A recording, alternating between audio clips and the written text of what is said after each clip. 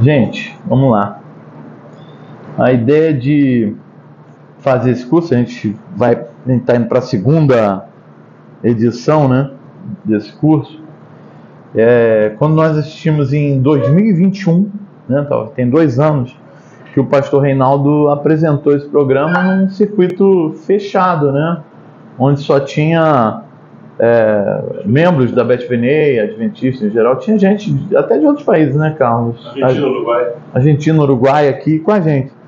E eu fiquei muito impressionado com o que vi e ouvi, e a minha ideia era retransmitir isso. Quando eu estava na faculdade, eu via que as grandes e melhores aulas não chegavam na sala de aula, né? As grandes e melhores aulas, o que eu mais era interessante, não chegava lá. E eu sentia ali a mesma coisa, né? Tamanho conhecimento, né? E não chega para a maioria das pessoas.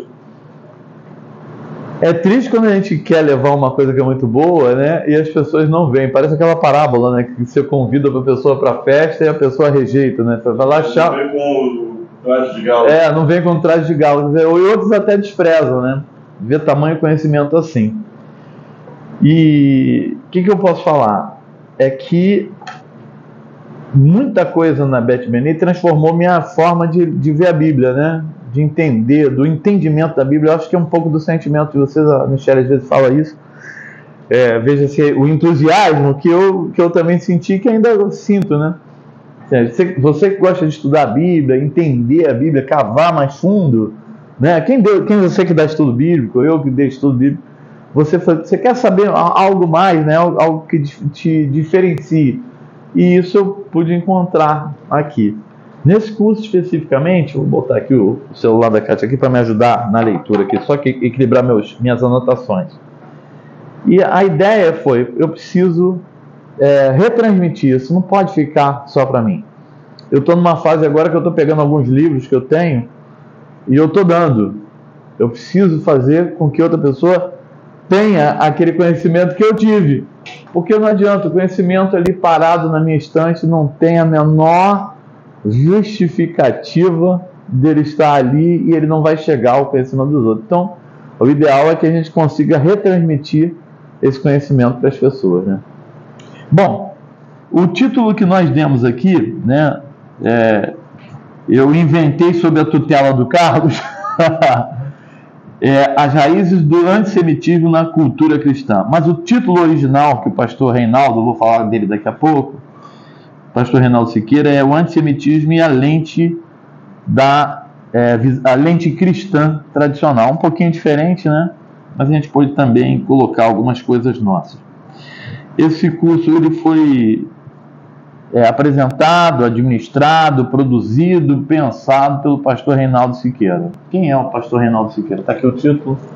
O pastor Reinaldo Siqueira é um dos expoentes da Igreja Adventista hoje, não só nacional, como também no mundo, né? Um doutor em teologia, formado em hebraico bíblico e outras qualidades e cursos que ele fez, ministra. Ele é professor da Universidade Adventista, formadora de teólogos, professor lá fora do país.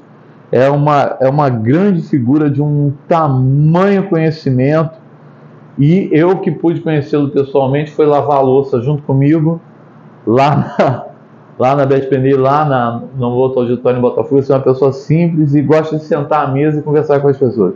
Uma pessoa com tamanho conhecimento, tão laureada dessa forma, é uma pessoa de acesso fácil, né? Uma pessoa simples, né? E o que é muito gostoso, né? Você vê ele na transmissão, ele se comunicando com as pessoas. É bom saber que existe gente assim, né? E durante esse período que nós fizemos o curso com ele, né, a ideia que foi plantada ali no nosso coração, na nossa mente, é que esse conhecimento deveria chegar principalmente internamente, no meio adventista. O objetivo do curso, o objetivo principal do curso é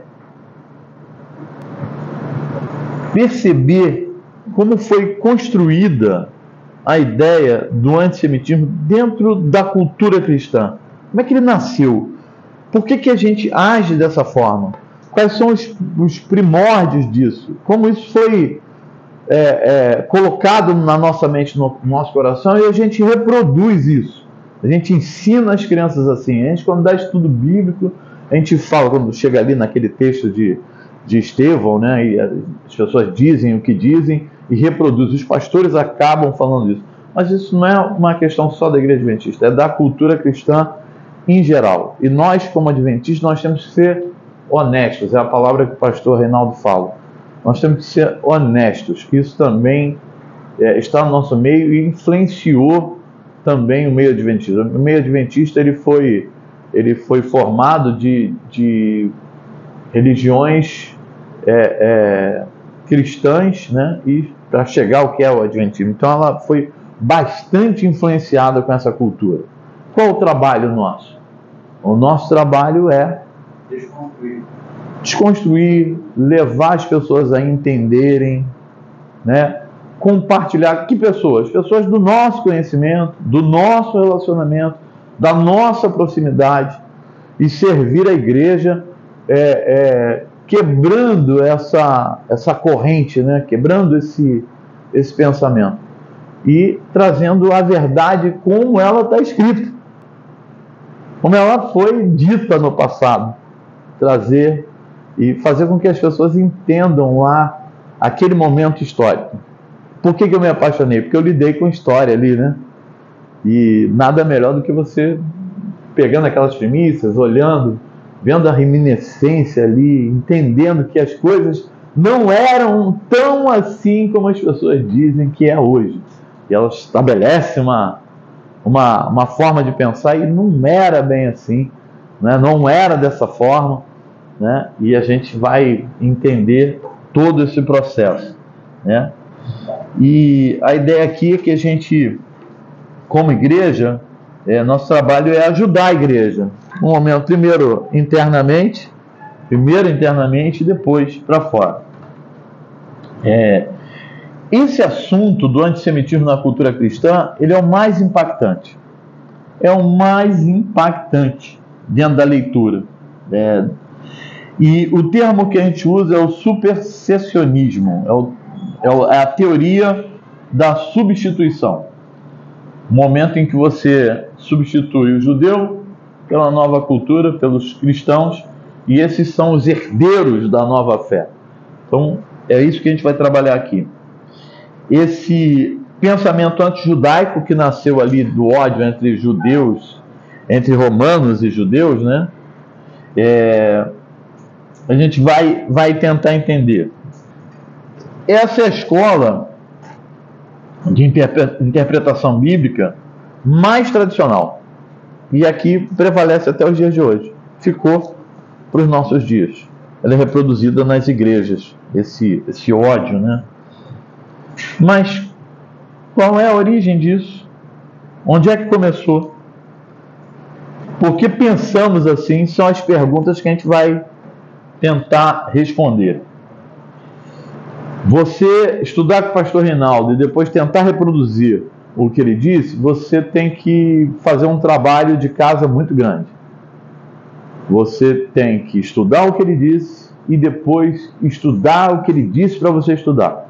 Ou seja, eu tive um trabalho muito grande de procurar os livros e ler os livros, tentar entender. Lógico, ele cita muitos, ao longo do curso ele vai citando dezenas de livros, e eu tive o trabalho de comprar alguns, tentar achar na internet e lê-los ali na prática. Eu confesso a vocês que eu li bastante nesse período. A Kátia ia lá para a sala e eu ficava sozinho no quarto até a hora que eu aguentava, lendo, e eu vou ter que reler de novo, já que a gente está indo para a segunda edição do curso. Eu vou ler novamente os livros para me assenhorear do conhecimento, para tentar compartilhar com vocês e vocês com os outros, né? A gente fez um monte de convite, né? Alguns foram aceitos, mas a maioria não aceitou, infelizmente. Bom, o primeiro ponto que a gente vai estudar é o ponto da visão cristã tradicional e a nova perspectiva a partir dos anos 50, a partir da Segunda Guerra, depois do final da Guerra Mundial, e o fato do Estado de Israel ser reconhecido ali, Israel passa a existir, houve uma nova visão sobre essa perspectiva histórica. Tinha a tradicional, mas a partir dos anos 50 mudou. Por quê? O Estado de Israel se forma e logo depois ali, perto dos anos 1948, vão achar os manuscritos do Mar Morto. E isso deu a possibilidade de entender o que acontecia nos tempos bíblicos. E a gente vai estudar um pouquinho aqui. Segundo ponto é essa nova perspectiva e as propostas de separação do lado judaico e também do lado cristão. Vai ser a nossa segunda lição. Nós vamos entender, na próxima vez que nos encontrarmos, nós vamos estudar isso. Quais foram as propostas? Por que eles discutiram? Como é que foi colocado? Hoje a gente vai estudar o ambiente. A lição de hoje é o ambiente em que Jesus viveu ali no primeiro século. Tá? Aquele primeiro século. Nós vamos estudar esse ambiente, quem eram os personagens, quem eram as pessoas, quem eram os grupos. Na próxima aula, nós vamos estudar os dois grupos. O nascimento cristão, a proposta de separação, em que momento eles querem se separar, e também do lado... primeiro é o judeu e na terceira lição, o lado cristão. As propostas de ambos os lados, o que eles pensavam, o que um falava, o que o outro respondia. Na terceira lição, o lado... também Paulo, né? O nascimento da igreja. O nascimento da igreja e onde é que eles se separam. Lição 2 e 3. A quarta lição é uma lição à parte. Nós vamos estudar o livro de Romanos. E ali, no livro de Romanos, nós vamos ver a gênese dessa separação. Bem ali, uma discussão que ocorre no livro de Romanos, né, que é bem interessante. Não falte a quarta lição.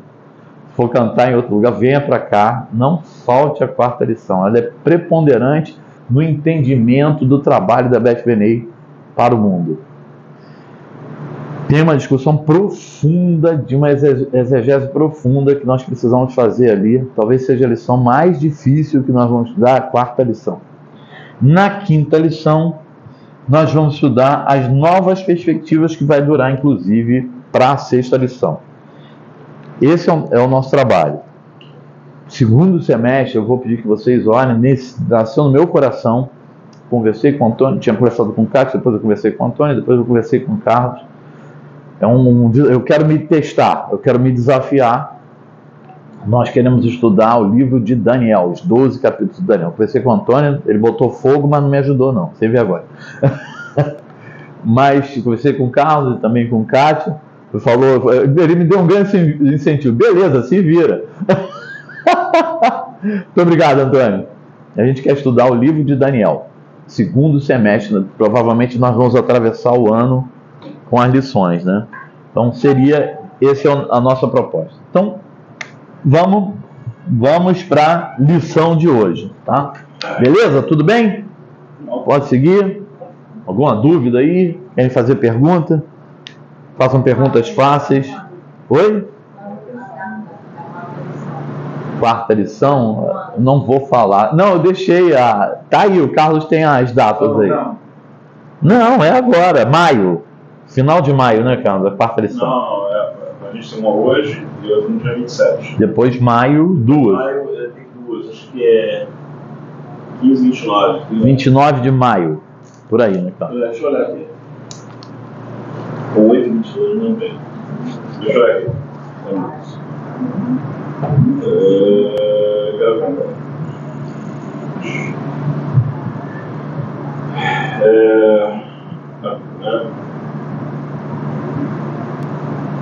Maio 11 e 25. 11 e 25. A quarta lição seria no dia 25. Essa lição é muito importante. Não que as outras não sejam. Junho 8 e 22. Aí é o segundo e o quarto sábado de cada mês. Vamos lá então para a gente entender esse palavrão chamado o que é supersessionismo, que é a teologia que durou até aí, era a teologia mandante até os anos 50. O que é o supersessionismo? Pode passar aí. Vamos lá. O que é essa teologia que durou 20 séculos, praticamente 20 séculos, é a teologia da substituição. A ideia de que o povo judeu foi substituído pelo povo cristão, pelo cristianismo nascente. E o interessante é que essa teologia foi a teologia que impactou e influenciou todas as religiões cristãs advindas do cristianismo primitivo. Ela que determinou essa separação. Todas as igrejas cristãs, todas indistintamente, elas seguiram essa ideia, né?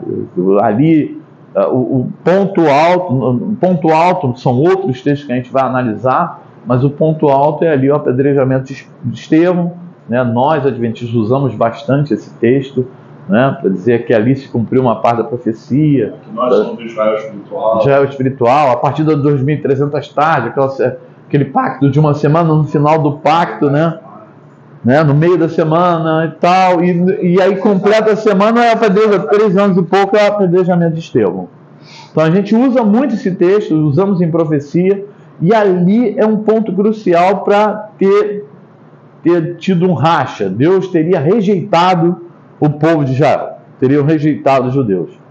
E isso é uma coisa que se repete muitas e muitas vezes, né, dentro da nossa própria teologia. E a gente vai estudar aqui que não é isso que a Bíblia fala. Nós vamos ter a ousadia aqui de combater isso, de brigar com isso, e usando a Bíblia, a palavra de Deus e a história para mostrar que não é isso que é a realidade. Tá? Vamos combater essa ideia. Bom, vamos lá para entender a visão tradicional. Pode passar aí, a gente falou disso, né, a partir dos anos 50, o achamento ali dos manuscritos do Mar Morto, né, e a gente pode entender. Pode passar um pouquinho, que tem um quadro aí para frente. Esse quadro aqui, volta aí. Esse quadro, e ele tem uma reprodução, ele está lá no Museu de Estrasburgo, tem essas 2 estátuas, e está dentro da Catedral de Estrasburgo. No museu tem a reprodução dessas 2 estátuas.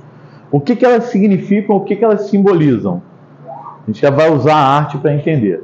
Nós temos 2 igrejas aí. A do lado de cá é a sinagoga e essa aqui é a igreja nascente ali. Pela posição delas, como elas estão, a gente consegue perceber algumas diferenças.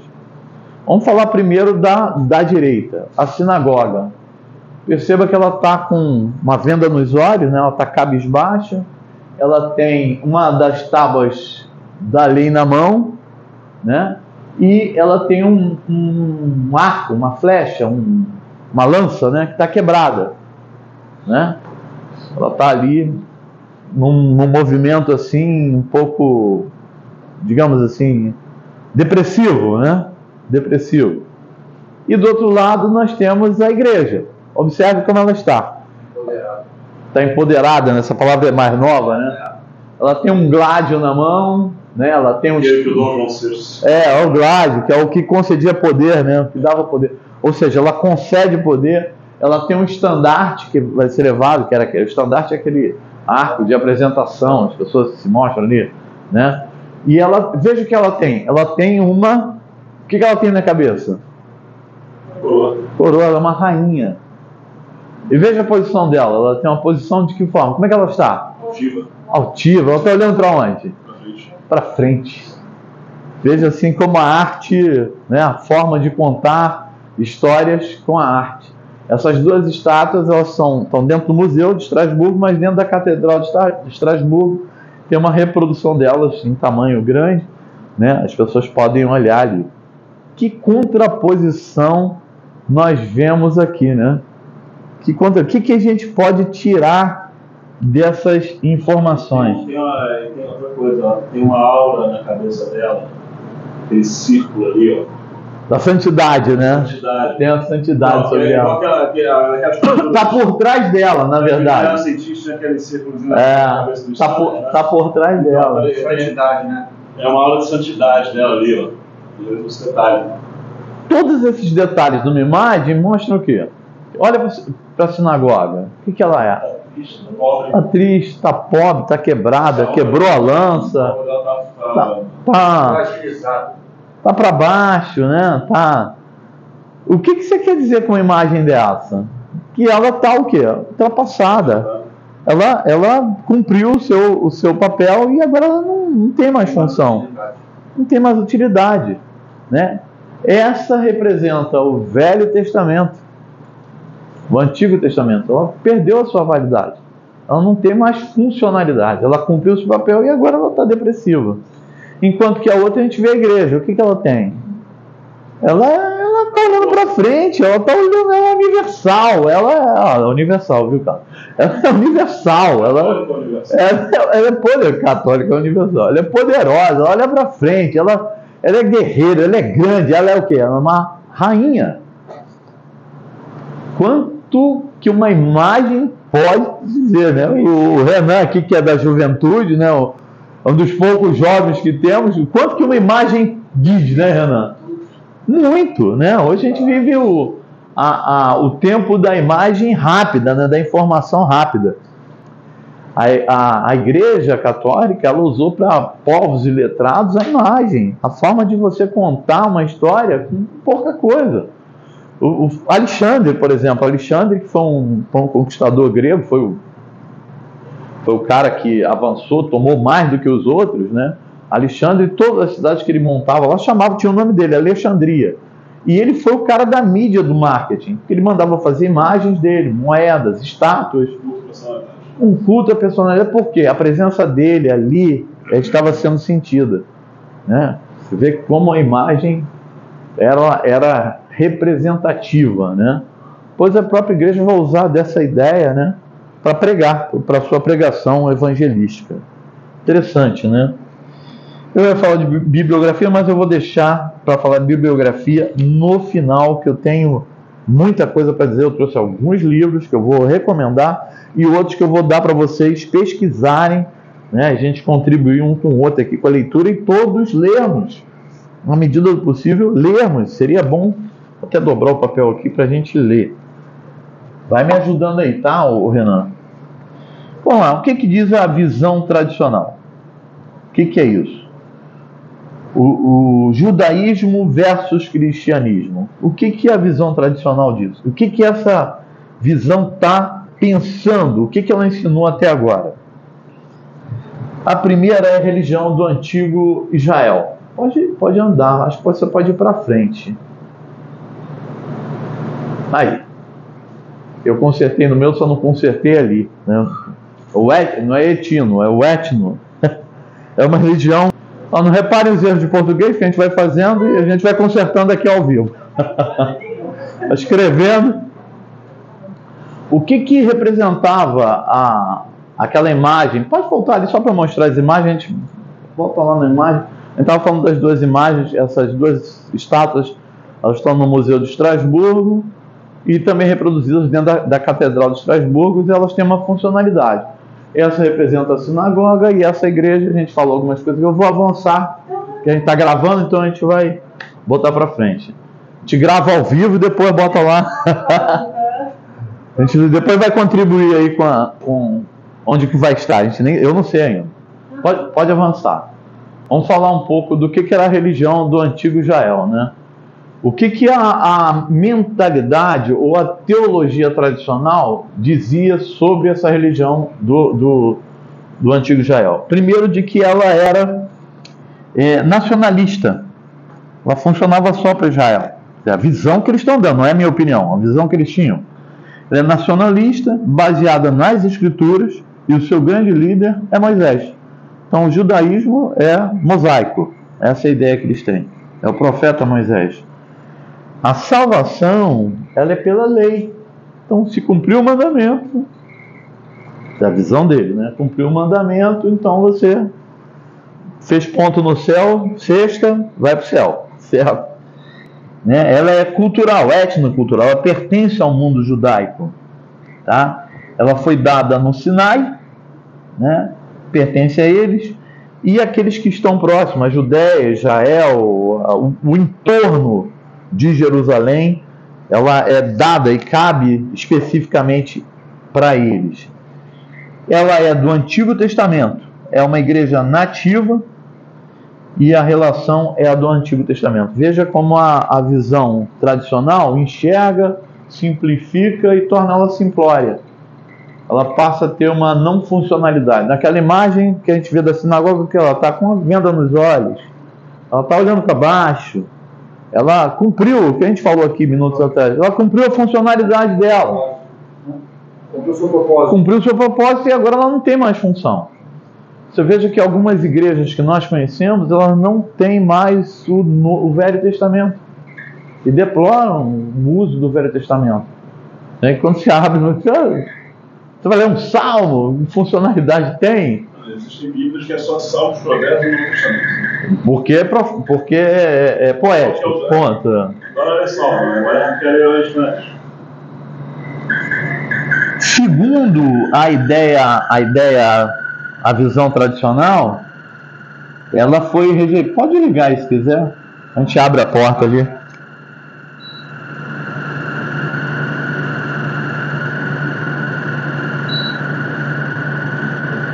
Foi?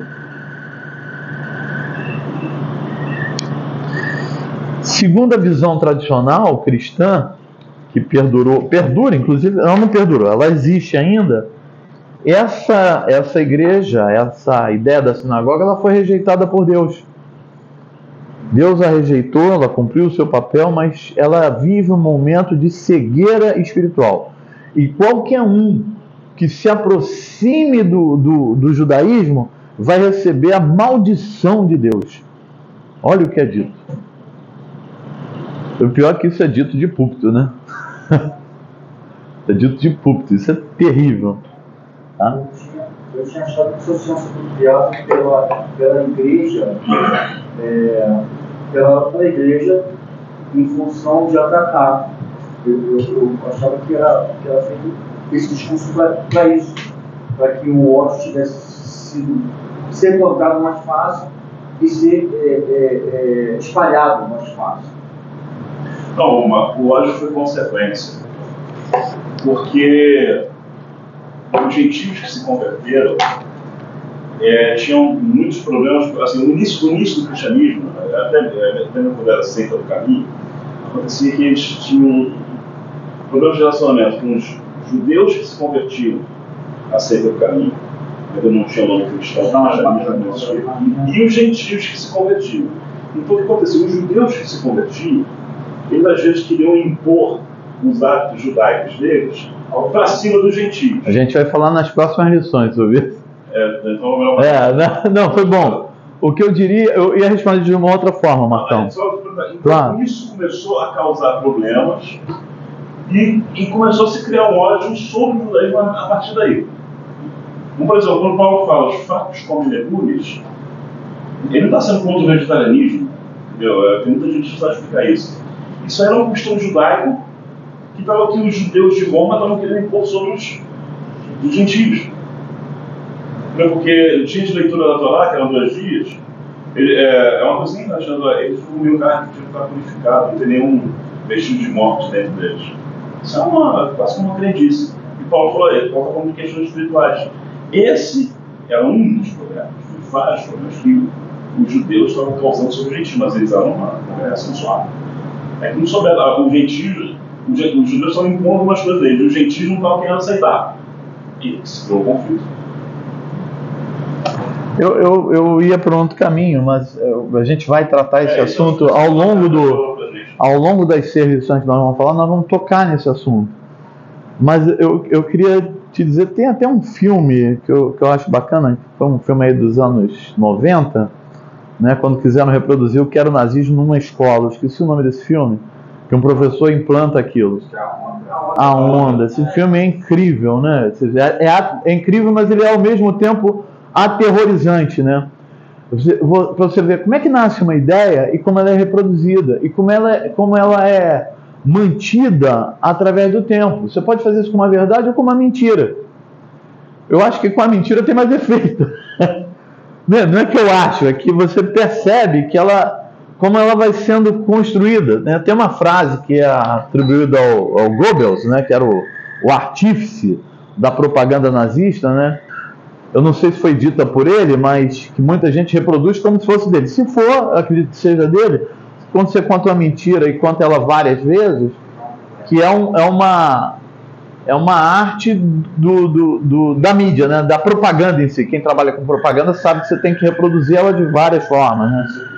Pode desligar, cara. Desliga. A gente abre a porta. É que isso está me incomodando, esse barulho.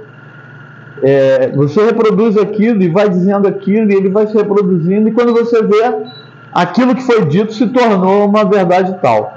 O que aconteceu com essa ideia do cristianismo foi isso.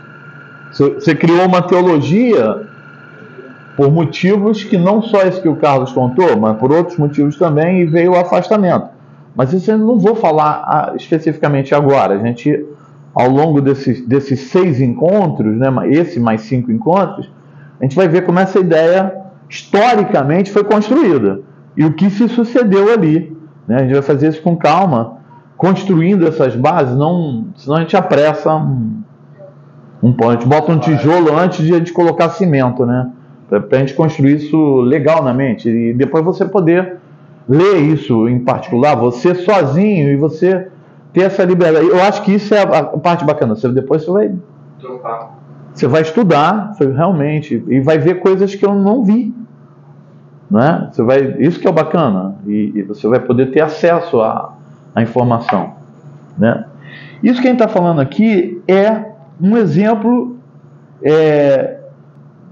do que se constrói. E uma coisa que foi dita na época e se reproduziu, e a gente acaba reproduzindo na nossa fala como cristão, é que o fato de você segui-los, você é objeto da maldição divina também. Porque os judeus não deixaram de existir. Olha o pensamento. Os judeus, alguém que pega esse corte aqui vai dizer que eu disse isso, né? É que as pessoas que se aproximam do judaísmo, né? Como o judaísmo se tornou parte da maldição divina, você, ao procurar se aproximar dos judeus, você também se torna maldição, porque os judeus, embora não tenham sido destruídos de todo, né, eles estão aí como exemplo do que Deus faz com quem se afasta dele. Olha que raciocínio, né? Está quente, sim. Vou falar da outra imagem, né? Volta na outra imagem lá. Aquela imagem lá. Ó, a gente estava falando aqui no início da igreja, né? Olha como ela é representada, né? Uma rainha, tem uma coroa sobre a sua cabeça. Mesmo uma tentativa de colocar aquela igreja no Apocalipse. Também é uma cópia da mulher de vermelho, né? Não é para vestido de sol. Mas elas são parecidas. Essas duas mulheres são parecidas. A cor determina onde a outra está sentada, né? Uma está sentada sobre uma besta com 7 cabeças, né, e tal. E tem uma taça na mão e tal. Mas essa aqui, observa ela lá. Ela tem um estandarte. Olha que interessante. Ela tem um estandarte. Ela é uma rainha, tem uma coroa, um halo de santidade atrás. Se você começa a olhar para a imagem, você começa a perceber algumas coisas. E eu estava perguntando, para onde que ela está olhando? Está olhando para o além.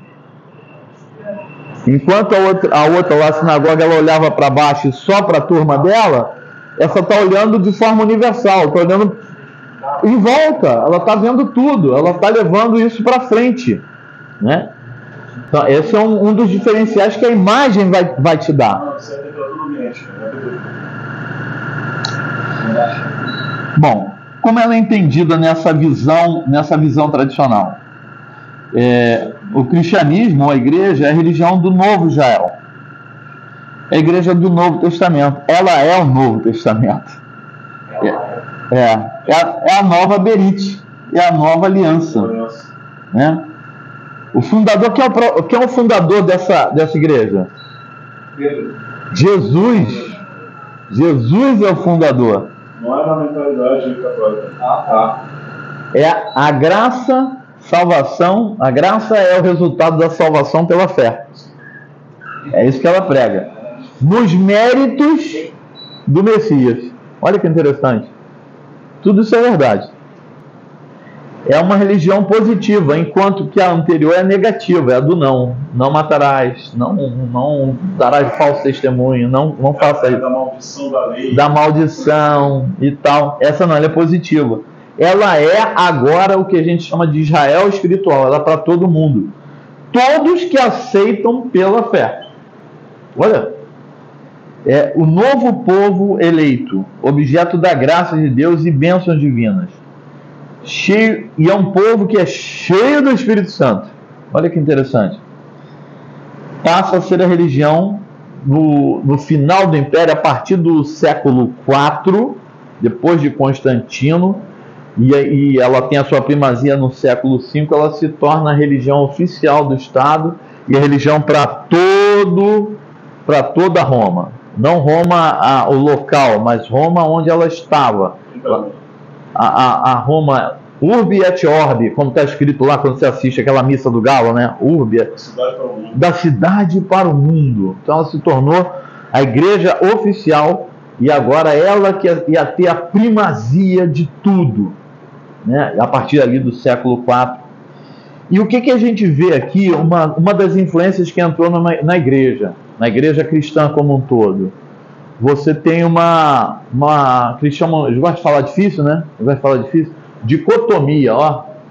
Não sei nem falar dicotomia. Mas você vê uma discussão entre a carne e o espírito.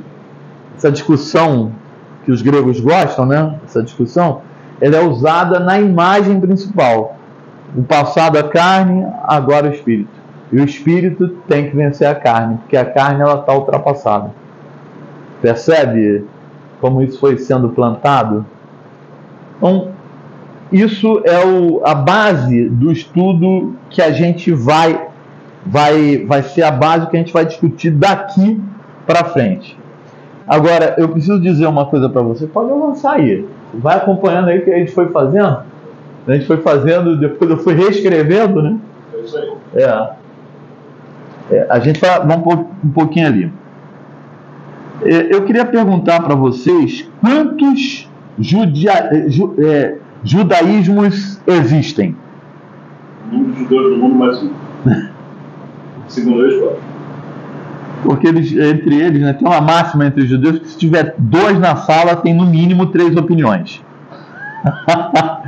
Falam isso dos advogados também. Você é advogado?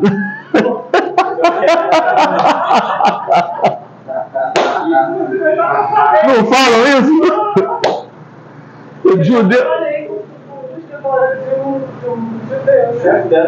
Judeu, então. Tiver 2 na sala, é impressionante. Eles discordam, aí depois vão discordar da discordância. O que é muito interessante, o que mostra também uma comunidade aberta de questionamento. Que a gente acha, por mais que a gente faça uma crítica e ria sobre a crítica, a gente para pensar assim, por que não?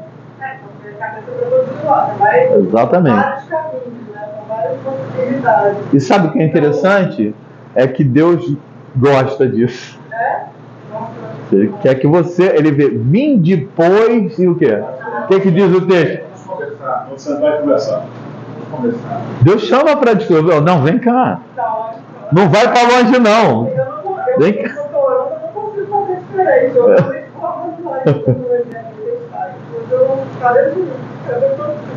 Deus te provoca isso, né? Interessante do texto bíblico poder te dizer isso. Vim depois e arrazoemos, né? Vamos conversar, vamos discutir, vamos resolver a situação aqui. Então, o que a gente vê lá no passado é que a gente pensa que o judaísmo era uma coisa só e que não havia partido. Mas o Evangelho mostra claramente para a gente que existiam partidos dentro de Israel. E quando Jesus estava na Terra, ele lidou com esses partidos e discutiu com eles. Essa nova compreensão de entender isso é só depois que você descobre os manuscritos.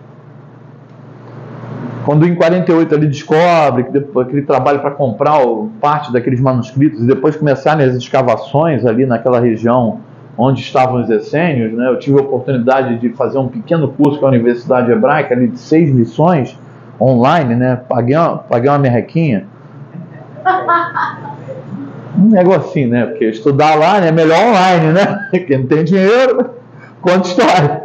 Mas eu fiz um cursinho lá e eu tive a oportunidade de ver, eles filmaram, aquele professor espanhol dando aula lá, que é o chefe lá, mostrando como é que funcionava e tal, as cavernas que ainda tem cavernas que ainda estão sendo encontradas, material que ainda está sendo encontrado lá, as recentes descobertas nas escavações naquela montanha lá, naquelas montanhas das cavernas lá, material que acharam recentemente, os livros que foram encontrados, textos e tal. A partir dali, essa nova visão sobre o pensamento judaico de então. Eu sou formado em História. Né? O Antônio é de Matemática. Aqui a maioria é de exatas. Eu sou o pobre coitado aqui de História. Humanas também. É humanas, os de humanas sofrem, né? E a história ela se faz com a pesquisa. É a mesma metodologia da pesquisa científica para todos. Mas a gente precisa ter acesso ao documento, né? O documento revela até a mentira, né? Isso que é interessante, né? Quem trabalha com direito sabe, né? Tá ali um texto que é escrito ali e tal, mas não significa que a gente gosta de falar o seguinte: o documento é verdadeiro, mas nem sempre que está nele é a verdade. Mas até isso a pesquisa histórica te ensina para que você possa identificar. E à medida que eles foram descobrindo aquilo lá, eles tiveram textos, por exemplo, o livro de Isaías foi encontrado quase que todo, né? Pedaços e outros pedaços. Pedaços da Torá, né? Imagina, você ficar 2000 anos guardado num vaso, né? E escondido ali. Por que ele foi escondido ali? Porque quando os romanos chegaram, eles tiveram que fugir.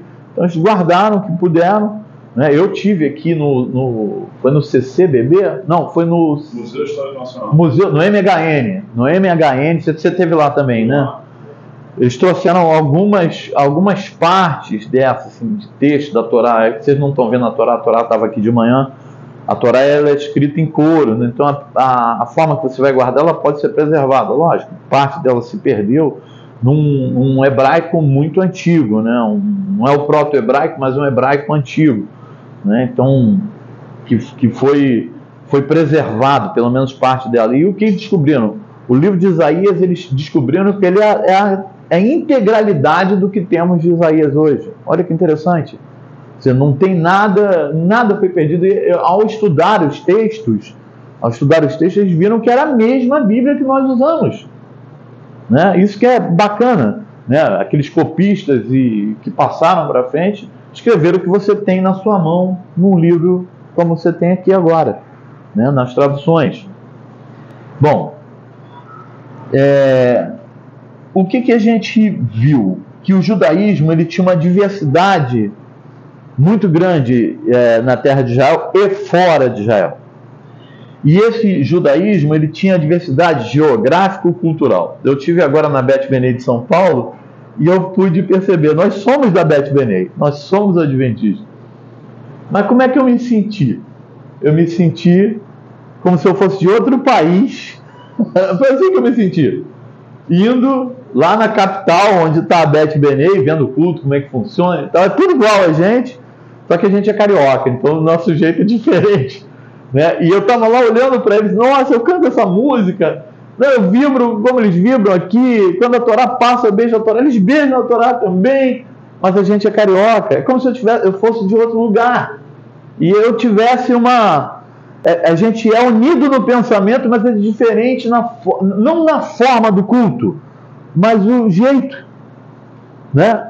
E Israel se encontrava isso. Quem está na Judéia de um jeito, quem está no norte de Israel, quem está no sul de Israel, quem está ali em Jerusalém é diferente. Mas o culto é o mesmo, mas tem um negócio que é diferente. E o judaísmo também tinha isso, né?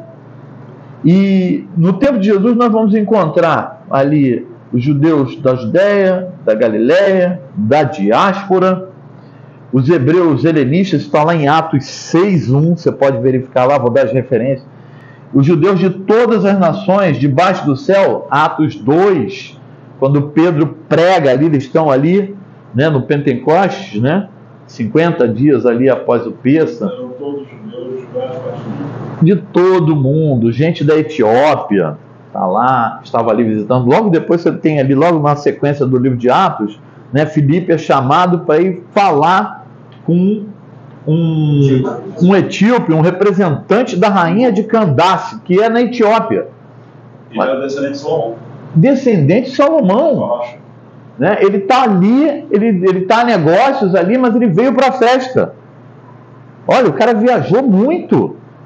Ele sai do meio da África, ele viaja pela África, ele atravessa o Mediterrâneo, ou vai ali pelo Egito, ali pelo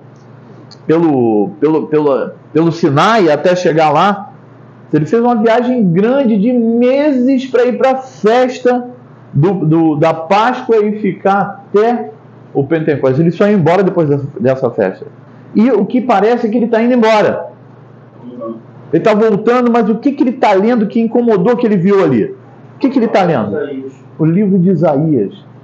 E ali, Filipe chega e fala assim, olha, o que está escrito aqui está escrito sobre o Messias. E aí, naquele encontro, eu falei, o que impede de que eu seja...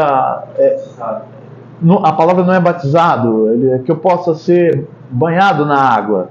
Que era uma tradição entre eles. Purificado na água. Eles, nada. A água está ali. Eles desceram e ele foi batizado. Vamos usar o termo. Né? Ele foi batizado. E ele levou essa novidade para onde?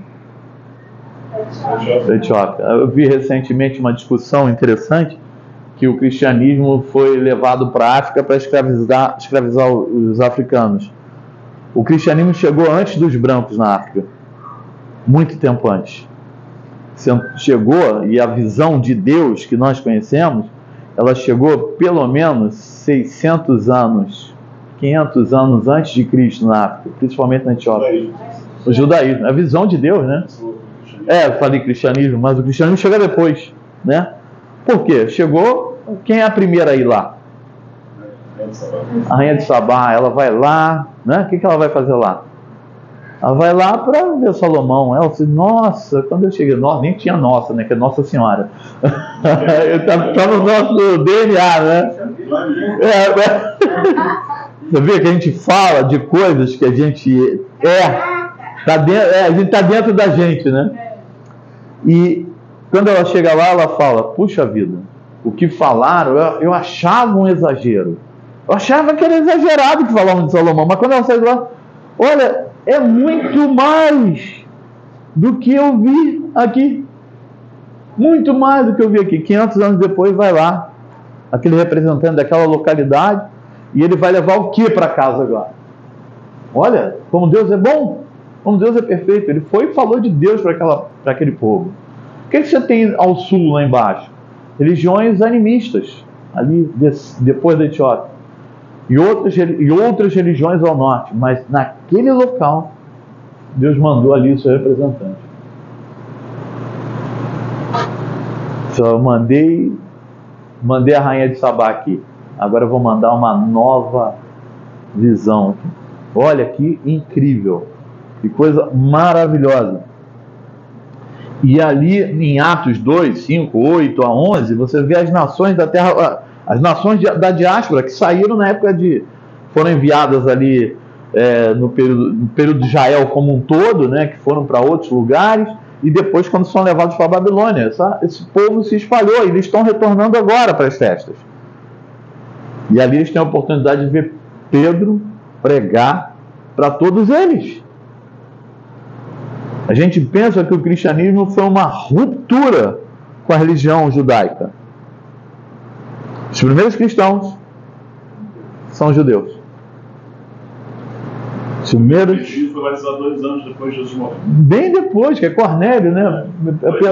Pedro está lá, tirando um ronco lá numa casa, lá um sol danado, o almoço atrasou a Kátia lá, que fazia o almoço lá, estava lá fazendo outra coisa. O iFood tinha demorado, né? Demorado, nada saiu o almoço, ele já estava sonhando lá, e Deus deu uma visão para ele, aquela visão dos animais, né, que ele nunca comeu na vida. Mata e come. Não, Senhor.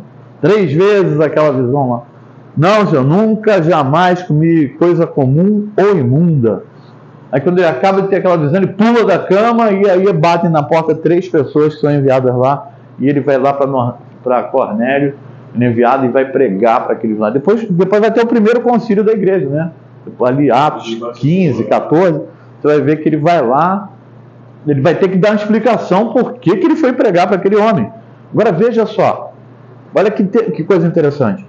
Por que Filipe não rejeitou o enviado de Candace? Porque ele era judeu.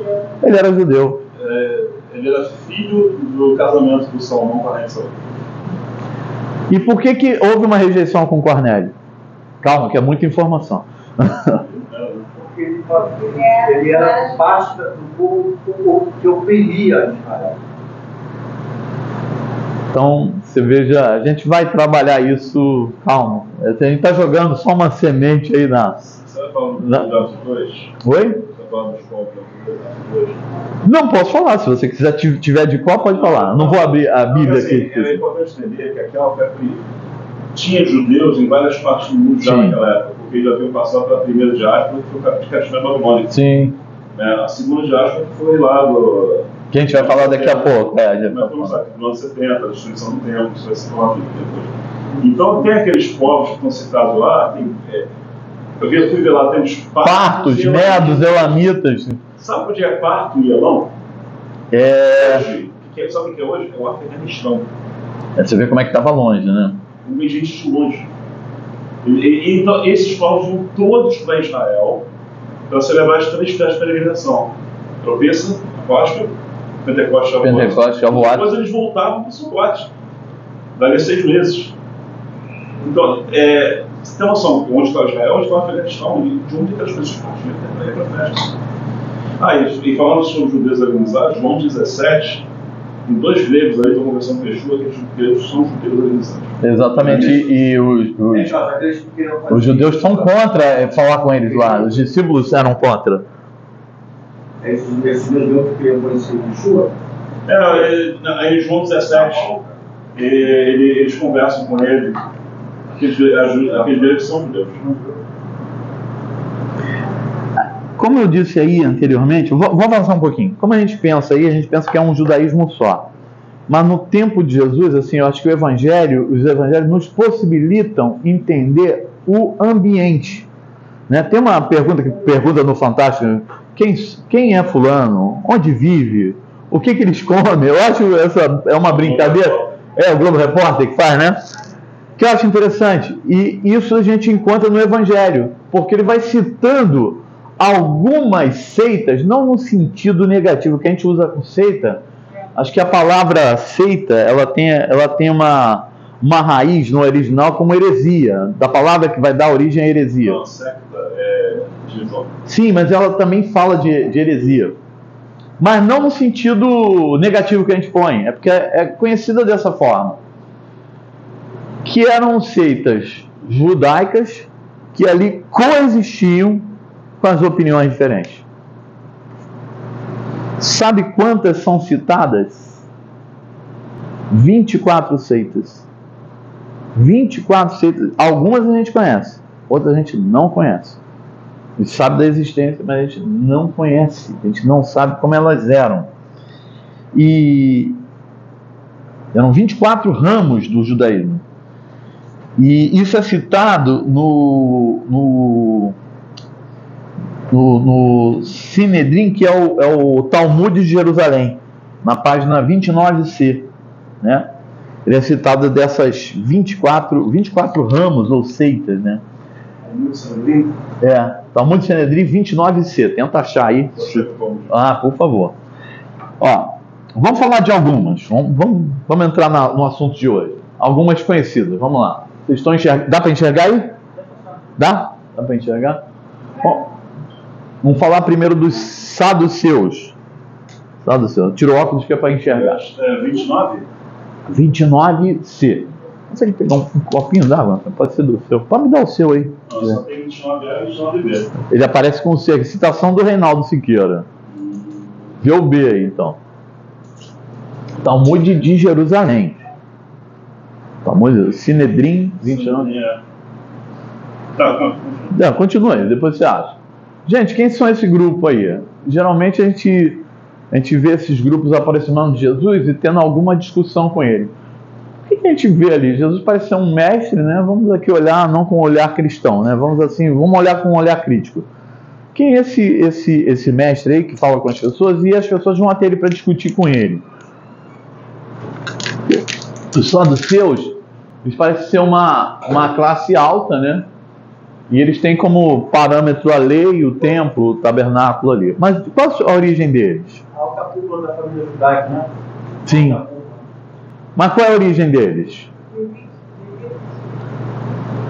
São levitas, sim. Mas a origem deles aparece quando Davi vai morrer e ele elege Salomão como filho herdeiro. Aí não tem um filho que vai lá e faz uma rebelião contra Salomão para ele assumir o reino? Aí é Absalão? Eu não lembro agora, mas ele faz lá uma revolta que ele quer assumir o reino. É Absalão. É. Isso aí, ó. Como é que. Vamos fazer a corrida bíblica aqui. Vou fazer estudo.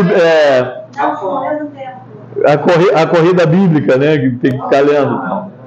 Mas aí um dos. Aí botaram Salomão, e depois o exército perseguidor de Salomão, o exército que ele tinha levantado.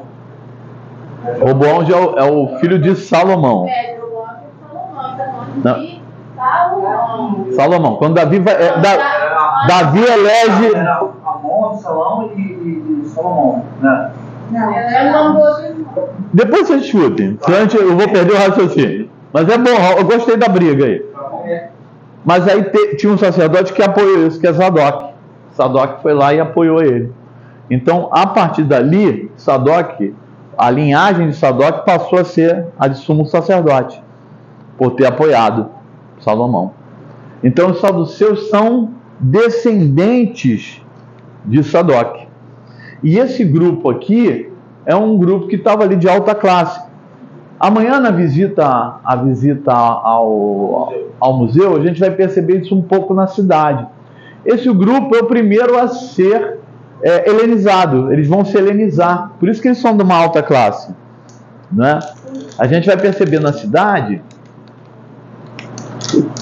num determinado ponto da cidade de Jerusalém, como ela parece ser uma cidade romana. Ela tem um hipódromo, as casas são diferentes. A gente vai poder ver isso lá. E esses saduceus, eles tinham uma moradia mais... Eles eram uma classe alta. Então, esse grupo vai ter uma relação com ele. Depois a gente vai ver, que aí você não vê muito na Bíblia, mas aparecem os betusianos. É do Boetus. É uma alta classe sacerdotal. Ela parece ter sido próxima aos saduceus. Mas eles são um grupo... Quando Herodes assume, você vê que Herodes ele não é judeu, ele é idumeu. De Edom, né? Ali parente do irmão de Esaú, do irmão de Jacó. O que acontece? E depois os asmoneus, num determinado momento histórico, que os asmoneus são aqueles, asmoneus ou macabeus.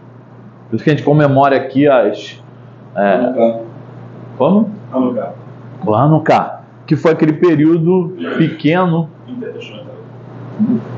que acontece entre os dois testamentos, onde Antíoco Epifânio entra em Israel, em Jerusalém, e obriga as pessoas a trocarem de religião. E aí vai aparecer ali os macabeus e vão fazer aquela revolta e vão expulsar eles dali. Eles vão ficar mais ou menos em torno de 150 anos. Eles começam muito bem e terminam muito mal. Né? Eles não tinham direito ao sumo sacerdócio nem ser rei, mas eles se tornam reis e sacerdotes.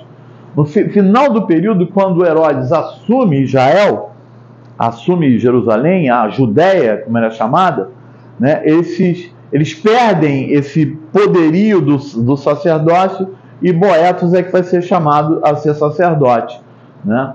E é uma classe social também poderia ser próxima aos saduceus.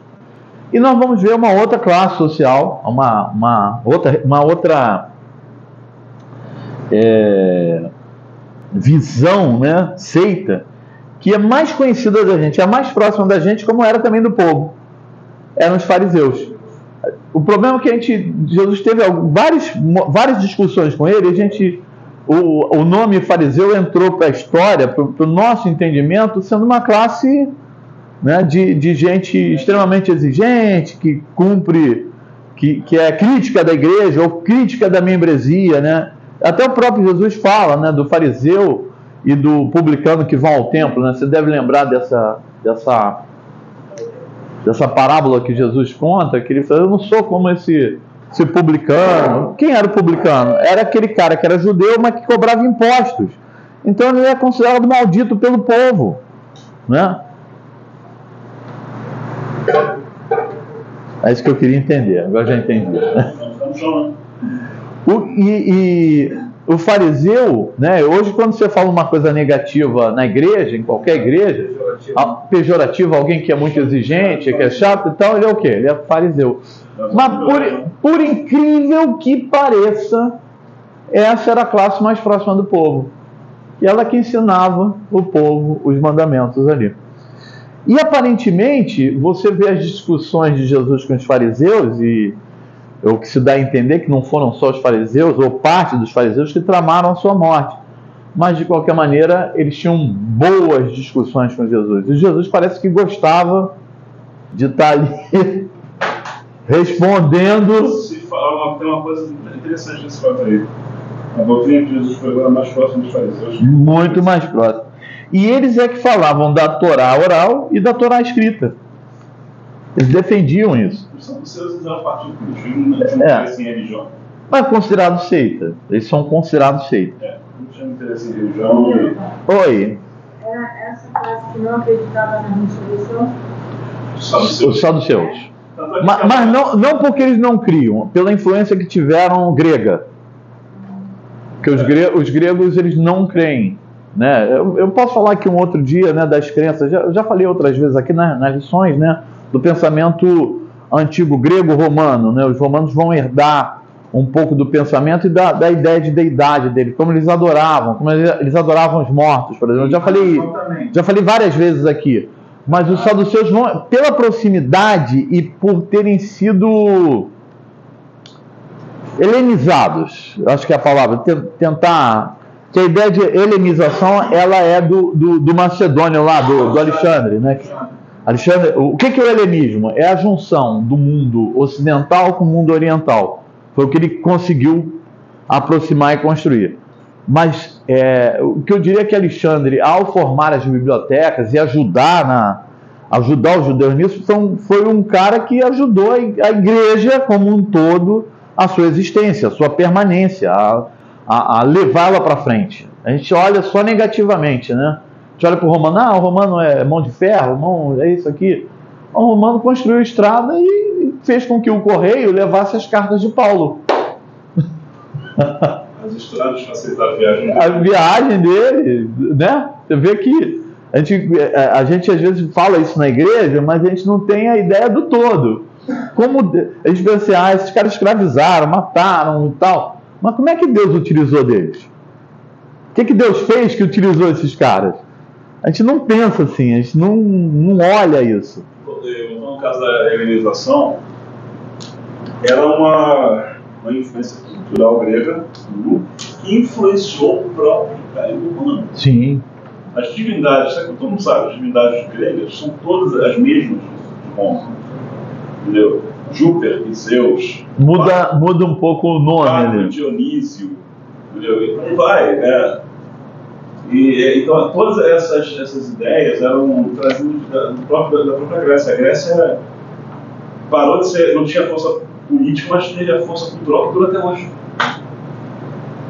Não, e não só isso, Carlos. Nós temos uma advogada presente, parte do ideário da questão da justiça, ela está pautada nos ideais romanos, né? Que a gente traz da justiça romana e intrínseca nela a justiça hebraica. Se você lê, nós lemos aqui todos os sábados, né? A gente vai lendo as leis, né, de Deus. Se você olha para determinadas leis que nós não cumprimos no nosso dia moderno, elas estão baseadas na Escritura. Se aprofundar, se aprofundando do comparativo, quase todas as nossas leis elas são reflexos das leis de Deus. E se você andar um pouquinho para trás, né, antes que o povo de Israel existisse ali, quando você fala lá da Babilônia, né, aí você fala assim, eu gostava de falar assim, sala, né, assim, como é que é? Pedra por pedra, como eu esqueci o termo que olho por olho, dente por dente, a gente olha assim que a gente imagina que o cara está arrancando o olho do cara e tal. Por incrível que possa parecer, o mundo era tão ruim que isso era uma lei boa. Era uma lei de justiça, era uma lei justa. É porque as pessoas entendem assim, vou poder revidar no mesmo troco. Não é. Não, na mesma proporção em que você foi ferido. A punição que vai ser na mesma proporção do crime. E essa lei se repete no mandamento. Se o cara entrar alguém, matar um boi, isso é citado na escritura. Matar um boi. Você não vai lá matar a família dele como foi os McCoy e os Hatfield lá nos Estados Unidos, né? Mata, nunca acaba de matar. Quer dizer, a proporção da justiça tinha que ser naquela proporção que ela seria retribuída. Olha, você vê. Eu moro em comunidade. Então, a proporção não é essa. Né? Você vive a barbárie hoje. Né? O que a gente vê é que no passado a barbárie existia. E isso foi uma forma de conter a barbárie. No caso, isso aqui eu mostrei isso, né? Ele falou: vou restituir tudo e mais 4 vezes, porque isso que na Torá diz. O mandamento fala para ele fazer isso, né? Porque as pessoas pregam dizendo que eles foram tão bons que resolveu restituir 4 vezes. Não. Ele resolveu cumprir uma das leis da Torá. Restituir 4 vezes o que ele roubou. Tipo assim, você roubou uma televisão de alguém, a sua punição é pagar o valor equivalente a 4 televisões. É os juros, né, que ele teria que pagar. Tem que ser pago com juros, a punição é ser pago com juros. E essa é a ideia do Zaqueu. Que ele vai e faz, todo mundo fala que o coração de Zaqueu se moveu e ele foi lá e deu mais. Não, o mandamento falava para ele fazer, né? Está na Torá. Vou falar de mais um grupo aí, ó. Pode passar aí. Já falei disso, né? Os herodianos eu não falei. Os herodianos eram também ligados aos fariseus, mas eles eram um partido já mais próximo e favorável a Herodes. Era aquele bando de... eu não ia falar isso, mas é isso. É isso. Mas quem fazia isso, o próprio Herodes, ele era um terceirizado do Império Romano. Sim. Ele era indo dali do Oriente, né, do Sul, de Israel, então ele falou: deixa eu lugar aqui para vocês e tal.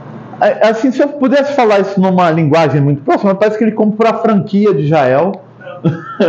Me franquia isso aqui, eu vou te pagar um imposto, vou apertar o povo para que me dê o dinheiro, para eu pagar imposto e tomar conta disso aqui. É o que... Ele arrecadava 1.000 de imposto e pagava 100 para... Exatamente. Mais ou menos isso. Se a gente pudesse traduzir... Bem grosso modo. A grosso modo, para o nosso tempo. Gente, quem eram os zelotes? Deus revoltado. Jesus tinha um discípulo que... Zelosos, revoltados não, zelosos. Zelosos. A gente vai entender um pouco mais isso aí. Aparentemente, Judas... Aparentemente, veja que eu estou tomando cuidado para não cravar, né? Aparentemente, porque a gente vê atitude... Não. Olha, aparentemente ele era um bandido que o povo gostava. Entendeu? Como eles tinham opressão, então quando ele ferrava com o romano, gol do Flamengo. Entendeu? Alguma coisa parecida. Ele ferrava com o romano e eles gostavam. Mas ele aparentemente era um bandido. Ele é preso e ele vai cumprir um papel, né? Agora, aparentemente, algumas atitudes de Judas indicam que ele era um zelote. Pedro também parecia ser um zelote. Pode não ser, mas parecia, embora fosse pescador. Embora ele fosse pescador, poderia ter ligações ali. Por quê? A atitude que ele teve ali, né? Tá ali querendo... Cortou a orelha de Malco, né? Então, e Judas tem momentos, embora que ele fosse ladrão também, que ele metia a mão na bolsa, o Evangelho diz, ele fica chateado ali, ele se decepciona. Bartolomeu também. Há indicativos que eles fossem, porque eles se aproximaram daquele que parecia, veja como é que eu estou usando as palavras, que seria o libertador de Israel, pelo menos era a crença deles. Vou libertar esses caras aqui, então vou me aproximar dele. Se identificar com ele, com o Messias, porque ela seria o Messias para libertar a gente. E eu não digo sempre os caras zelotes, né? Então, é isso que nós estamos falando. Bartolomeu, talvez? Mas era um que era falado que era o Zelote. Simão. Agora tem um detalhe interessante, né? Os zelotes odiavam os cobradores de impostos. Aí o que Jesus faz quando ele junta os discípulos dele? Pegou um zelote, pegou um cobrador. Agora, convivam. presta atenção que Jesus faz trazendo essa turma para conviver junto. Deve ter mandado os dois, depois você mandou sair os dois. Veja. Mateus, junto com você. Imagina se ele faz uma maldade dessa. Olha, eu acho que ele deve ter feito, hein? Pode ser que sim, convivam, né? Convivam, se aceitem vocês dois aqui. Ó, zelote ou sicário, talvez fosse o nome grego ou romano que dava. O sicário é uma espécie de adaga que era trazida, assim. É um mundo bárbaro. Cara, gente que anda de arma, né? Uma pequena adaga que eles andavam, assim, é chamada de a quarta filosofia. Alguma relação eles tinham entre os fariseus ali, só que eles queriam uma coisa na prática, vamos resolver no campo de batalha. Os zelotes não fariseu violento. E qual era a referência dele? A referência dele é Finéias, ou Pinhas, que é aquela paraxá que nós fazemos todos os anos. O que aconteceu ali? Foi logo após o evento lá do Balaão, né? Aquela pregação que eu fiz lá, né? Na igreja, né? Que ele vai lá, eles ficam ali entre amalequitas, né? Não, eram os Moabitas e tal. Aí o que eles fazem? Como o Balaão não vai lá, amaldiçoa, acaba jogando uma bênção, né? Aí eles armam um plano e eles acampam ali naquele território. O que eles falam? Pegam as meninas mais bonitas, e as moabitas deviam ser todas maravilhosas, né? E mandam elas para o acampamento. Enche daquelas mulheres lá, feiticeiras, para o acampamento. E mistura aquele culto que tinha sexo, bebida e orgia. Orgia. E tem aquele príncipe, né, que atravessa o campo com uma moabita que era filha do líder máximo lá, e vai lá se relacionar com ela ali perto da tenda, né? Dentro. E aí, foi dentro? Quando Moisés e Arão souberam, eles choraram, eles não sabiam o que fazer.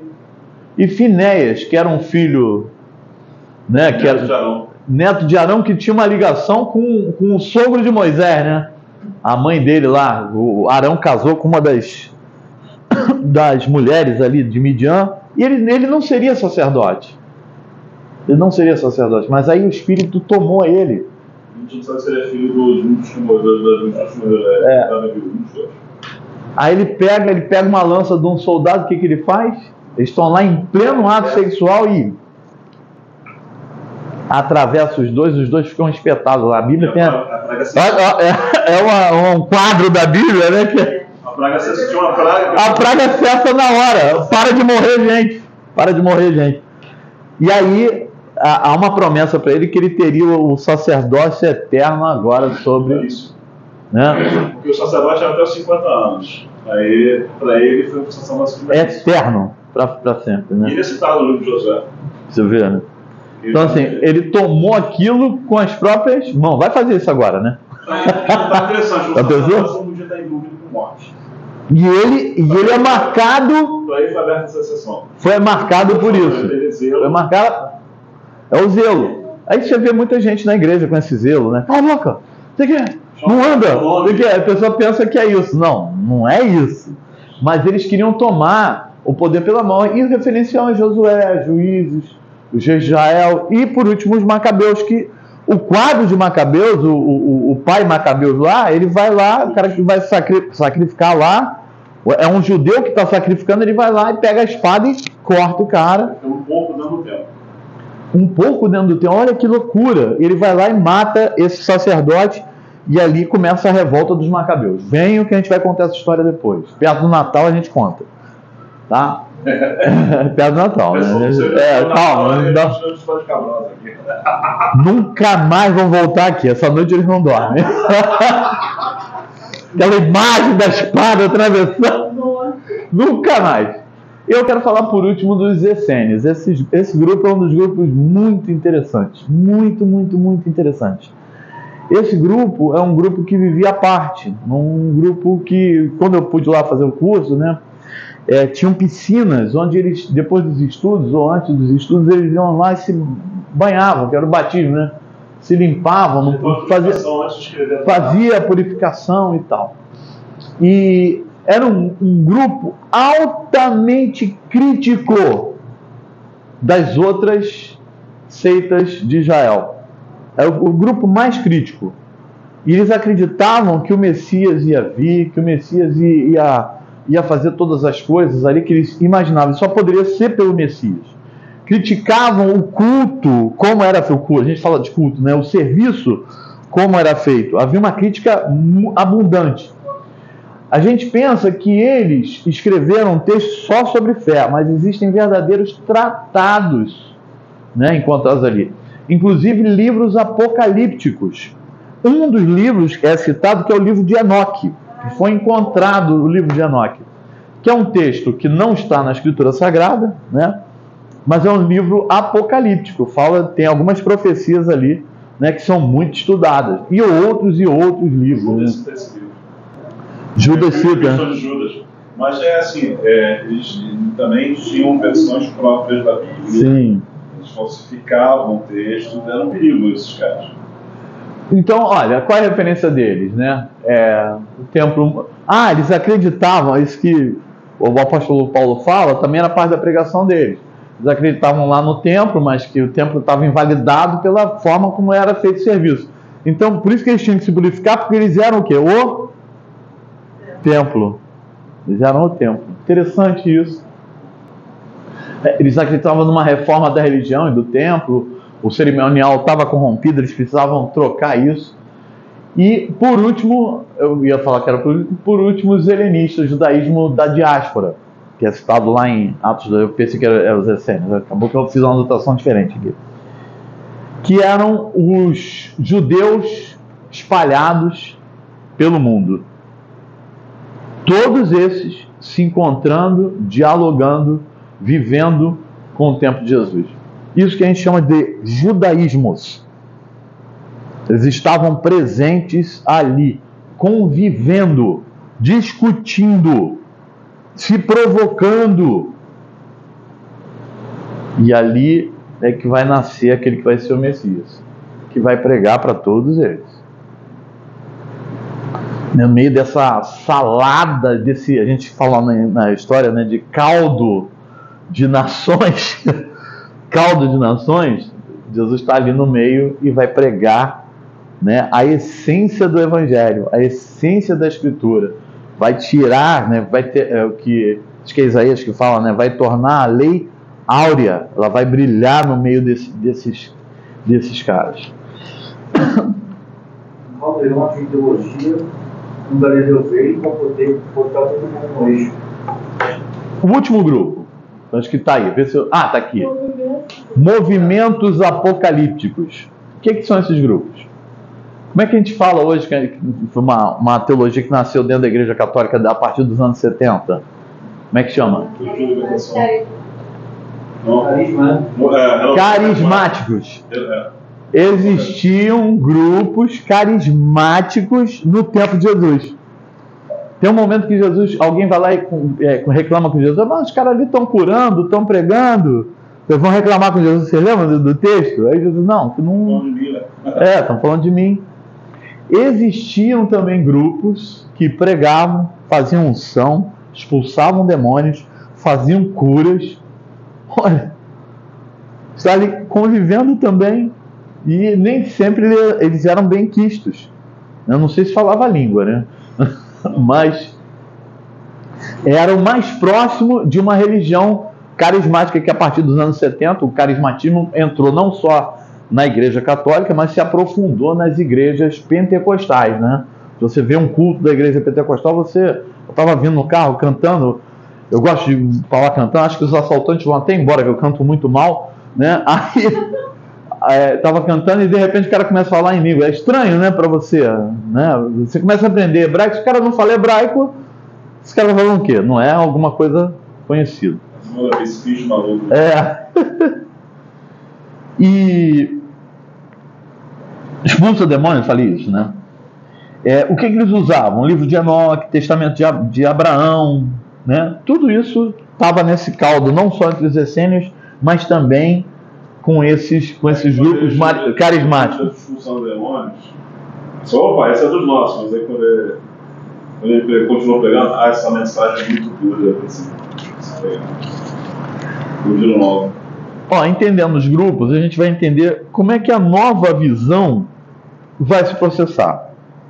A perspectiva que se desenvolve após a Segunda Guerra Mundial, que eu já falei aqui várias vezes, é a descoberta dos manuscritos do Mar Morto, que se teve a ideia de que esses grupos coexistiam, que estavam ali. Até 1950 você não tem a possibilidade de ter esse entendimento. Você tinha ouvido falar, mas você não tinha estudado sobre ele, não tinha visto textos sobre ele. O que impedia? O acesso. Acesso para a pesquisa. Duas coisas vão nascer após a destruição do templo, mas a gente tem que entender aqui. Tem 3 movimentos históricos no pós-Jesus ali, que são as chamadas guerras judaicas, que o Romano vai chamar assim. E elas processam em 3 momentos.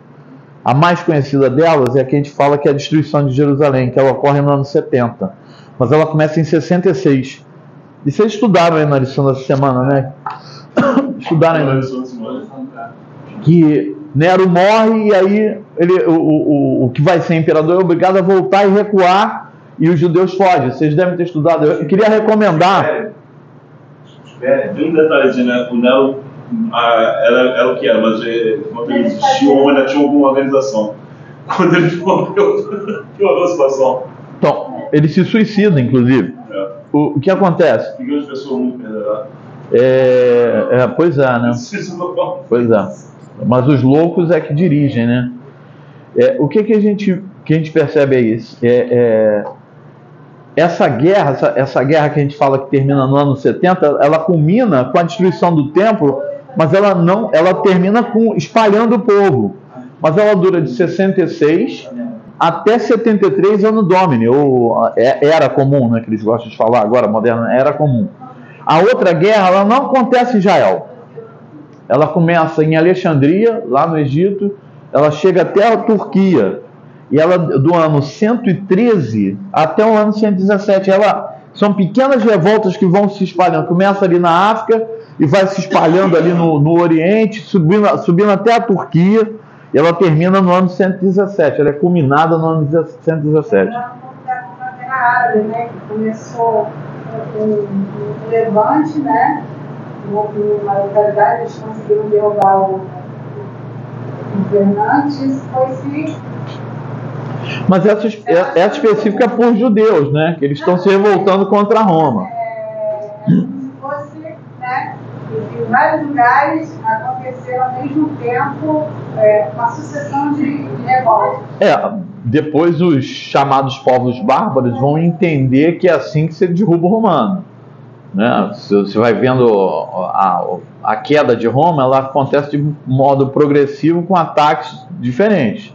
Um exército que é grande, pesado, com dificuldade de mobilidade e tal.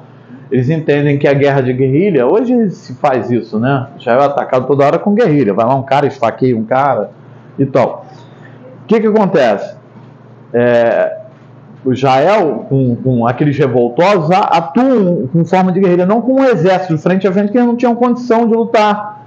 Então eles vão atacando em parte. Até a última guerra judaica, que a gente vai encontrar a partir do ano 132 e termina no ano 136, e essa é a derrocada mesmo, que é a revolta do Bar Kokhba. Eu trouxe um livro aqui que vai trabalhar sobre isso, está por aqui, acho que é esse aqui, essa aqui, Em Busca do Messias, que fala a história do Bar Kokhba e do Rabi Akiva. Rabi Akiva foi um dos caras que meio que organizou o que a gente tem hoje de judaísmo, né? Que é o rabinato, que vem a partir da destruição do templo, né? Vai se organizar ali em Avni, ela se planta ali. E esse Rabi Akiva, que o grande erro da vida dele foi apoiar o Bar Kokhba. E ele acaba sendo morto, por conta do exército romano vai lá e mata ele. Ali é que a gente tem o que a gente chama de espalhamento do povo judeu como definitivo a partir do ano 132. Aí eles não podem mais voltar para lá e vão retornar agora no século XX. Ali, lógico, eles vão voltando, né?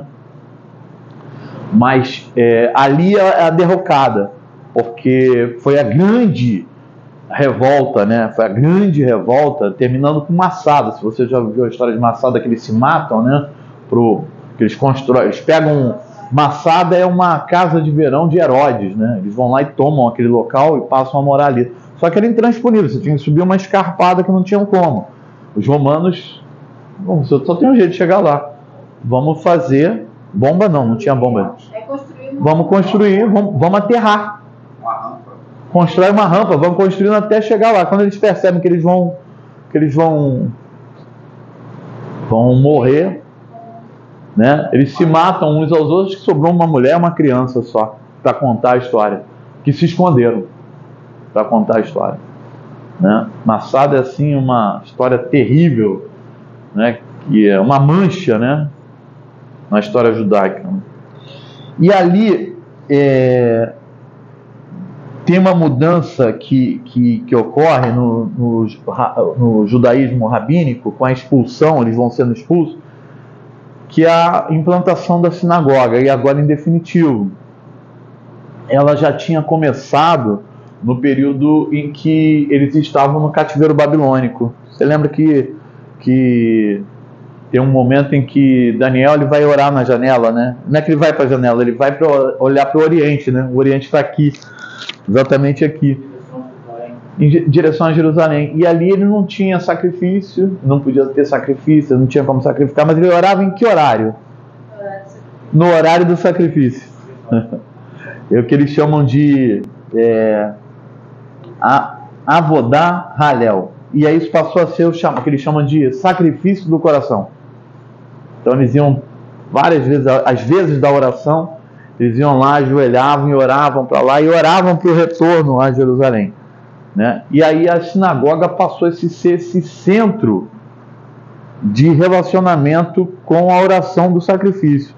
Não é que tivesse um serviço, isso ainda ia ser criado com o tempo, né? Hoje, quando a gente vem para cá de manhã, a gente tem um serviço, né? Tem a lição, depois a Torá anda aqui, a gente canta, a gente beija a Torá e tal. Isso foi nasceu com o tempo, pela necessidade. E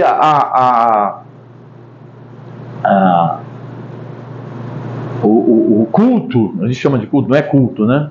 Serviço, passou a ser elaborado a partir daí, né? A sinagoga foi a casa do judaísmo rabínico. Quando acaba esse poder, né? Quando a lição falou muito bem dessa semana, né? Que não sobrou um cristão morto lá, eles fugiram, o portão se abriu, né? Aquele primeiro livro, aquele primeiro capítulo, eu recomendo que você leia o primeiro capítulo do Grande Conflito, né? Diz que tinha um portão imenso, que precisava de vários homens, precisava de muitos homens para abrir. Abriu sozinho. E ele se abre sozinho, e ali os cristãos aproveitam para fugir, encontram que aquele é o sinal, então eles fogem. Se você ler Mateus 24, ele fala assim, olha, orai para que a sua fuga não seja no sábado, nem no inverno, né? Você tem Jesus falou isso para eles quando ele 40 anos antes, e ele está olhando para onde? No templo, né? O Desejado, eu recomendo também, tem essa leitura, tem um capítulo do Desejado de Todas as Nações, que Jesus está olhando para o templo, e ali ele chora, ele fica entristecido, e os discípulos vão lá perguntar ele, e é o texto de Mateus 24 e 25. Eu recomendo que você leia hoje, onde você for dormir, para você dormir com essa imagem, aí não dormir mais, né? Não vai dormir nunca mais. Nunca mais eu vou lá. Porque a imagem de Jesus, e Jesus mistura os fatos ali, ele não conta tudo, mas ele faz uma mistura de fatos de agora e o futuro. Não o futuro no ano 70, mas o futuro distante do que acontecer. Ele conta a história do que vai acontecer. E a lição aborda esse tema, e essa semana acho que foi muito feliz o pastor Feeling a falar isso. E é o que vai sobrar esses dois grupos, né? Eu vou falar daqui a pouco para encerrar. O que sobra e que vai levar a fé para frente. São dois grupos de judeus. O que vai levar? O cristianismo primitivo, de um lado, e o judaísmo rabínico, do outro lado. Os dois pensando em levar a Torá, levar o conhecimento da Torá com todo amor, com todo respeito, e pensando em levar para o futuro. O movimento messiânico, apocalíptico, o remanescente de Israel, sua missão mundial, a relação da igreja, a sinagoga, a preparação da vinda do reino, o retorno de Jesus,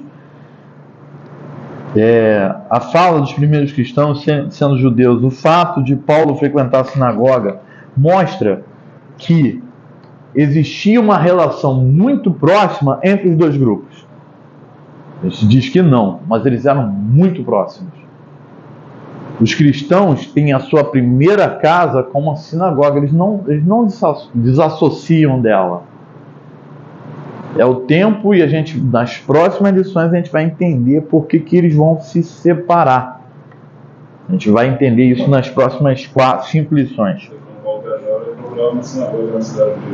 É o caso daquela mulher vendedora de púrpura, que ele chega e procura um local que não tem uma sinagoga, ele vai para a beira do rio. E aí ele encontra com aquela vendedora de púrpura e ela se converte ali. Que é uma das pessoas que vão crer no Evangelho, não sendo nem judeu nem cristão. Interessante isso, né? A gente termina aqui hoje.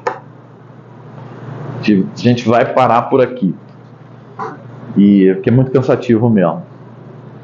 Mas a próxima lição a gente vai começar a estudar quais foram as propostas de divisão entre eles. Como é que elas acontecem do lado cristão, do lado judeu, o que eles pensam e o que a Bíblia fala na prática e na íntegra, como isso funciona. Então hoje foi mais uma visão introdutória para a gente entender o ambiente em que se processa a ideia de antissemitismo, a ideia de ser contra a visão judaica, né? Quando a gente fala de semita, a gente está falando de um grupo muito grande. Era essa pergunta que apareceu. Sim. Tudo se fecha. Só que o nome parece ser ruim, né? Sim. Apesar da definição clássica que seja ligado ao judeu, mas assim, tudo que você falou, você não está falando de todos os povos que se encaixam dentro do guarda judeu. Especificamente o judeu. Você falando especificamente judeu, né? Isso fica muito claro. Muitas pessoas esquecem que os descendentes dos árabes são semitas. Os árabes são semitas. Eles não entram nesse contexto. Por isso que, assim, às vezes eu acho assim, quando a gente dá nome às coisas... Até teve, né, por ocasião da queda das Torres Gêmeas, né, essa ideia de antissemitismo se voltou para o mundo muçulmano, árabe, como um todo. Mas parece que já acho que é um nome tão consagrado, sendo relacionado ao judeu, que hoje, se você falar isso, todo mundo entende que é judeu. Só do povo judeu. Foi o Não Chomsky que falou que tinha que separar, que antissemitismo, já que os dois povos, judeus e árabes, são semitas, são descendentes de Sem, filhos de Abraão, tinha que separar o ódio ao judeu como antisionismo, e o ódio árabe como islamofobia. Só que tem um problema. Você pode ser muçulmano e não ser árabe. Exatamente. Aliás, talvez eu não vou dizer que os muçulmanos não são árabes. Isso que eu ia falar. A maioria não é árabe. Você vai para o sul da Ásia, aqueles povos orientais lá, a maioria é muçulmano. É verdade. A Ásia, né, onde eles estão, que tem maior parte da população, né? Indonésia, por exemplo, Filipinas é católica. Mas você vai num país daquele tamanho que mal cabe no Rio de Janeiro, tem não sei quantos milhões de pessoas. Ele tem mais do que a população do Brasil inteiro. Né? Interessante isso. Eu queria falar um pouco, assim, eu vou encerrar aqui, mas eu queria falar um pouco da bibliografia. E voltar lá no Reinaldo Siqueira, né? Que o Reinaldo Siqueira foi o cara que pensou esse curso. Ele que elaborou, ele que dá esse curso na faculdade, né? E eu, como um aluno distante, tentei fazer.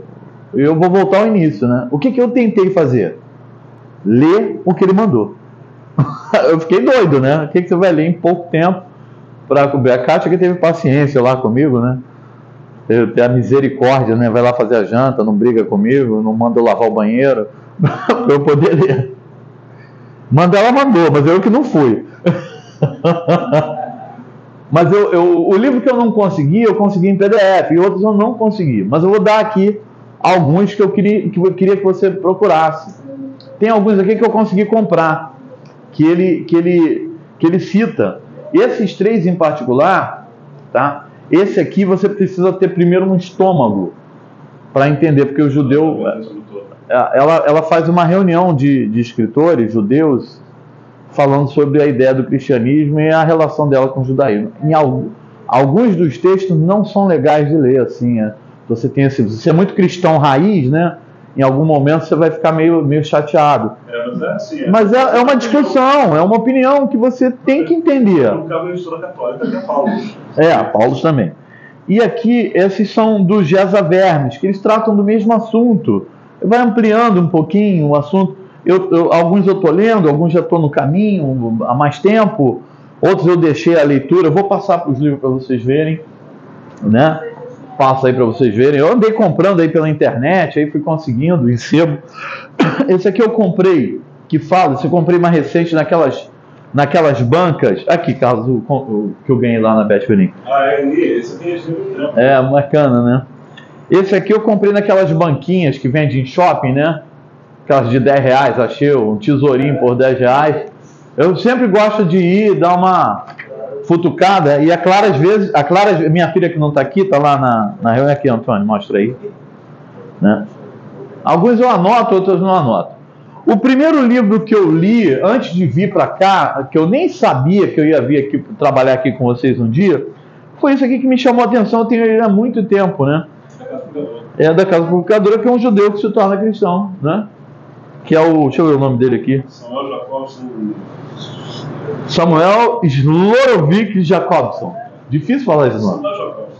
Samuel que ele conta a trajetória dele para se tornar cristão. Como é que ele se encontra aqui, Antônio? Mostra aí, pessoal. E esse aqui não é de um judeu, é o Karline Berheines. Ele tem outros livros, fala sobre... Eu achei esse livro muito bacana. Ele tem o mesmo título. De um livro que eu vou citar para vocês aqui, tá? Ele conta a história da mudança do sábado para o domingo. Esse é na Casa Publicadora. Não sei se você consegue, vai chegar aí na mão de vocês para vocês olharem aí, tá? Agora eu vou citar aqui 2 livros que eu não consegui. Eu consegui um PDF, eu baixei, imprimi, gastei uma fortuna. Mas eu ainda sonho em ter dinheiro para comprar esse livro, que eu não consegui encontrar. Chama-se A Sombra do Templo. Queria até escrever aqui, tem uma canetinha aí. Esse livro... Tem aqui? Não. Tá aqui, ó. Aqui, ó. Na bibliografia, gente. Olha, esse livro, eu estou quase no final, mas agora eu vou voltar lá para o início. Vou ler de novo. É um livro de 600 páginas. Eu estava já na página 400, por aí. Eu vou voltar de novo. Vou ter que ler de novo. Vou fazer questão de voltar. Tá? A Beatriz Brutot, essa que está aí rodando com vocês. Mas esse aqui eu queria recomendar. Se você consegue baixar, mas lá em casa é uma Bíblia desse tamanho assim. E não vinha numerado, eu tive que ir numerando. Eu estou numerando ainda, né, para poder seguir. Agora eu vou voltar para o início. Eu vou ler de novo. Vou começar a ler de novo, entre outros. Mas esse aqui... se eu pudesse indicar eu queria indicar esse aqui para vocês, gente. A Sombra do Templo. Todo adventista tinha que ler esse livro. Você é adventista? Todo cristão. Não, vou falar para o adventista. Você é adventista? Lê esse livro. Pode ler o da Irmã White, eu acho que é bom ler o da Irmã White, né? Mas O nosso livro padrão, né? Que é o Shabat. É outro livro que todo adventista tinha que ler. Tá? E esses que estão aí. E alguns artigos que eu anotei aqui para pesquisar, que vai te ajudar também na leitura dessa ideia que nós estamos estudando aqui.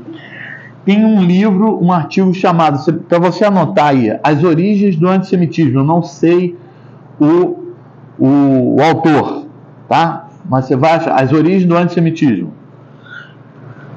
Ele está citado ali, Marcelo Simon, acho que ele está aqui, citado aqui. Não está aqui, está na outra bibliografia. Eu vou só dar o autor, que ele, acho que tem outra aula que também trata de assuntos, Marcel Simon.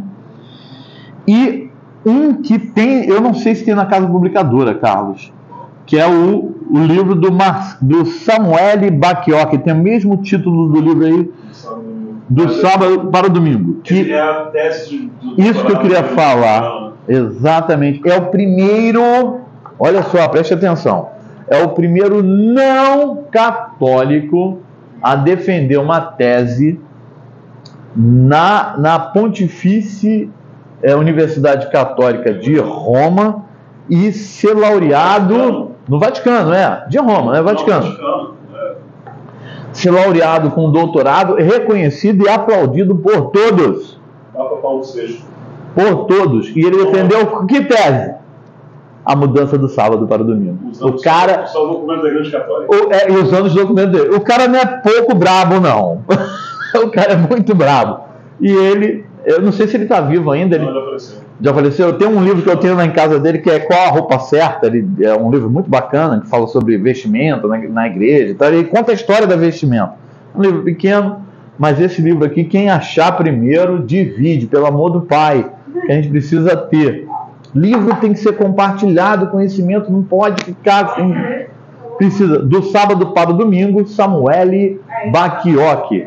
Não, esse é o outro. Esse é o Carlyle Berhines, esse é adventista mesmo. Esse livro é muito bom, mas se você pegar o do Samuel Bacchiocchi, você ganha qualquer debate você ganha qualquer debate no bar. É um pastor adventista italiano. Você vai pro boteco, você ganha o debate. Você ganha em qualquer lugar. Samuel com 2 L's. Não, Samuel O Rodrigo Silva falou desse livro. O Carlyle Berhines, né? Sabe que acha? Esse aqui é o desafio. Se vocês conseguirem, por favor, volta aqui, acha o PDF e me dá de presente, tá? Pra gente... uma próxima aula, que eu vou para vocês.